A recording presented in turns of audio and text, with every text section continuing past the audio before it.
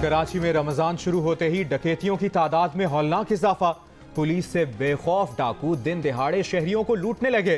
डाकू सीसीटीवी कैमरों की परवाह किए बगैर धड़ल्ले से शहरियों को लूटते हैं और आराम से चले जाते हैं। खारादर में 2 मोटरसाइकिलों पर सवार डाकुओं ने भरे बाजार में लूट लिया। गुलशन इकबाल ब्लॉक 3 में 2 खवातीन को घर के बाहर लूटा गया। रवा साल डकैती मुजाहमत पर कराची में 34 शहरियों को कत्ल किया जा चुका है। 150 से जायद जख्मी हैं। डाकुओं ने जनवरी में 14 जबकि फरवरी और मार्च में 10-10 शहरियों की जान ली। सबसे ज्यादा वारदातें सिला वस्ती में हुई।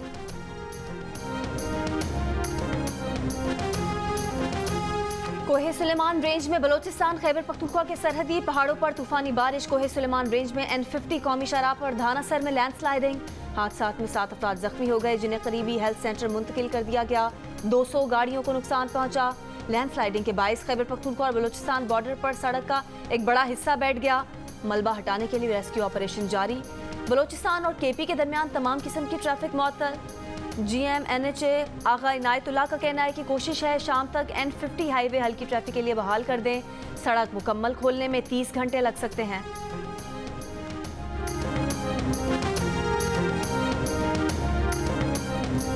कराची के हिस्से की गैस कहां चली गई? हुकूमत के रमजान में गैस रिलीफ के दावे धरे के धरे रह गए।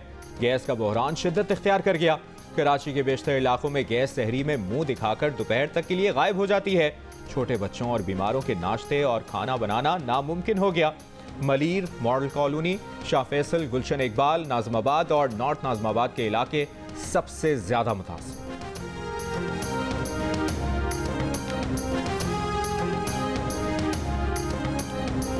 तहरीक इंसाफ ने हुकूमत को आइन और सुप्रीम कोर्ट पर हमलावर करार दे दिया। शाह महमूद कुरैशी ने कहा कि वजीर दाखिला राना सनाउल्लाह ने 3 जजों के खिलाफ रेफरेंस का इशारा दे दिया। भुट्टो का नवासा भुट्टो के आइन पर हमलावर है। तमाम सियासी जमातों को आइन पर अमलदारी के मामले पर वाज़ेह मौक़िफ़ इख्तियार करना होगा। सुप्रीम कोर्ट के इख्तियारात को कानून साजी से कम नहीं किया जा सकता।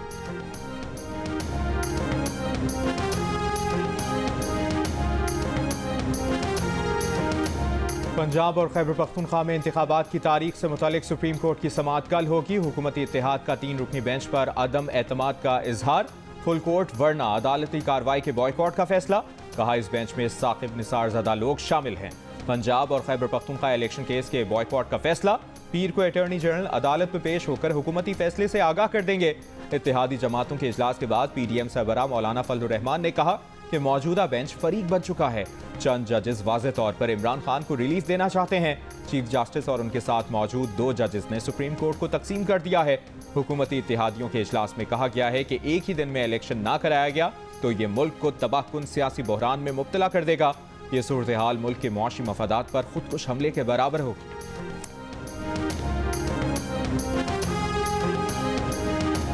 हुकूमत चाहती है कि मुझे पकड़ लें या नाअहल कर दे तब इलेक्शन कराएं। खतरा है कि ये लोग अक्टूबर में भी इलेक्शन नहीं कराएंगे। चेयरमैन PTI इमरान खान का इल्जाम। कहा कि वो नवाज शरीफ को जानते हैं। ये लोग पैसे देकर लोगों को खरीदते हैं। इनकी पूरी कोशिश है कि उन्हें बाहर रखें ताकि इनका NRO बच जाए। 3 रुकनी बेंच को तस्लीम न करने पर हुकूमत पर तनकीद। बोले सुप्रीम कोर्ट के अस्कुद नोटिस में जब हमारे खिलाफ भी फैसला आया था, इन्हें तब इस बात पर तकलीफ हुई थी कि अदालतें रात 12 बजे क्यों खुली थी।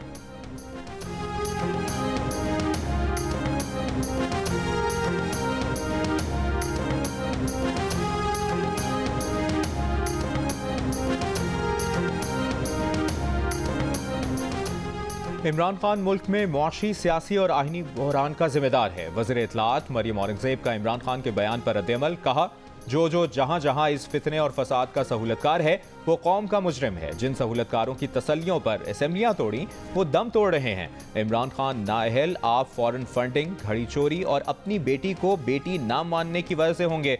मुल्क को आप जैसे फितने और फसादी से निजात दिलाकर दम लेंगे। तलाल चौधरी बोले इमरान नियाजी और फवाद चौधरी बस आपने घबराना नहीं।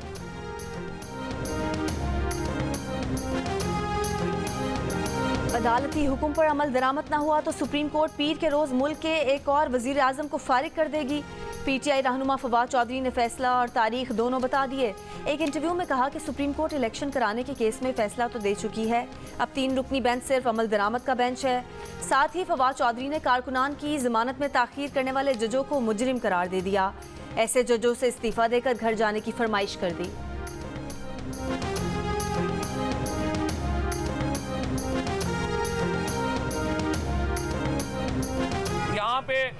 पाकिस्तानी शहरियों को अगवा किया जा रहा है और हमारी हाई कोर्ट 5-5 दिन की उस पर हेबियस के ऊपर तारीख दे रही है। वो जजेस बराबर के मुजरम हैं जो इस तरह से हेबियस पिटीशंस को डील करते हैं।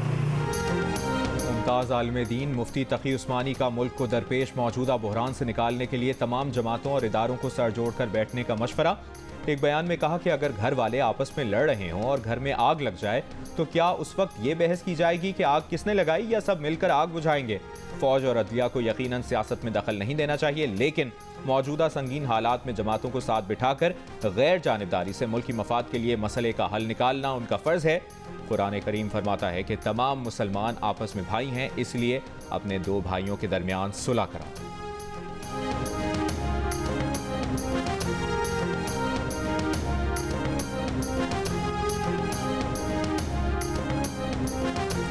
पाकिस्तान के इसराइल के साथ कोई सिफारती या तिजारती ताल्लुकात नहीं। तर्जुमान दफ्तर खारजा का मौक़िफ़, कहा पाकिस्तान की इसराइल पॉलिसी में कोई तब्दीली नहीं है।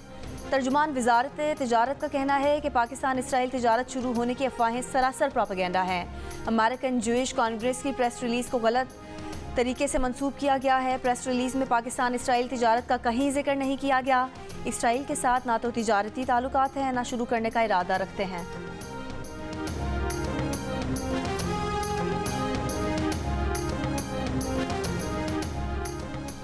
रहनुमा तहरीक इंसाफ जमशेद चीमा ने कहा है कि सस्ती रोटी स्कीम की तरह मुफ्त आटा स्कीम में भी बड़ा करप्शन स्कैंडल सामने आएगा। लाहौर में कॉन्फ्रेंस के दौरान जमशेद इकबाल चीमा ने बताया कि मुफ्त आटा स्कीम में शहबाज स्पीड और सहूलतकारों की 25 अरब रुपए की दिहाड़ी लगने जा रही है। यूक्रेन से दरामद 4 साल पुरानी गंदम मुफ्त आटा स्कीम में अवाम को खिलाई जा रही है।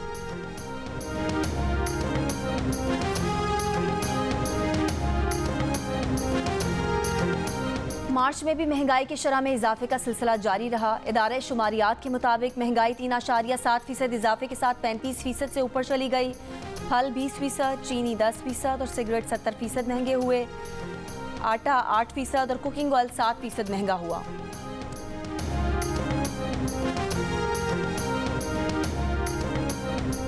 मेलसी के मतरो गांव में कुएं में मिट्टी का तोदा गिरने से 3 मजदूर दबकर हलाक हो गए। मजदूर ट्यूबवेल के पुराने कुएं से ईंटें निकाल रहे थे।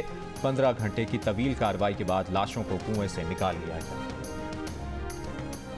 एसपी रिटायर फरत अब्बास शाह के कत्ल की तहकीकात में अहम पेशरफ्त। कत्ल में मुलविस 2 खवातीन समेत 3 अफराद गिरफ्तार। पुलिस के मुताबिक फरत अब्बास शाह के कत्ल में उनकी भाभी मुलविस हैं, जिन्हें गिरफ्तार कर लिया गया।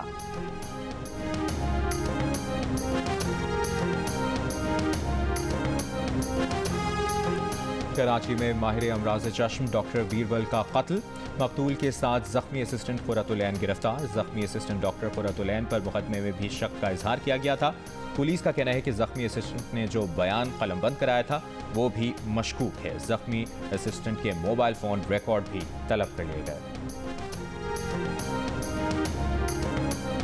डिफरेंट मेन स्ट्रीम स्कूल जो हैं वो इन बच्चों को एक्सेप्ट नहीं करते। अभी भी पाकिस्तान में इसकी अवेयरनेस बहुत कम है, इसलिए स्कूल्स में हम लोग सेशंस कर रहे हैं कि हम लोग उनको एजुकेट कर सकें। ऑटिज़म इटसेल्फ एक कंडीशन है, ये कोई बीमारी नहीं है। टाइम लेता है, मगर बच्चे को हम मेंटेनेंस पे रख के इस पर अच्छा काम कर सकते हैं।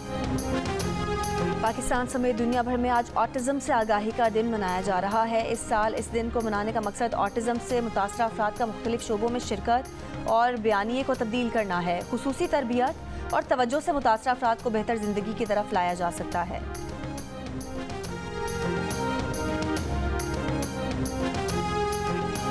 और गज़ल और लोकगीतों की पहचान, मिल्ली नज़मों की शान, मारूफ गुलकार शौकत अली की दूसरी बरसी ना भूले पर इस्तार। बेहतरीन कारकर्दगी पर उन्हें सदारती अवार्ड बराए हुस्न कारकर्दगी समेत मुतादिद अवार्ड से नवाजा गया।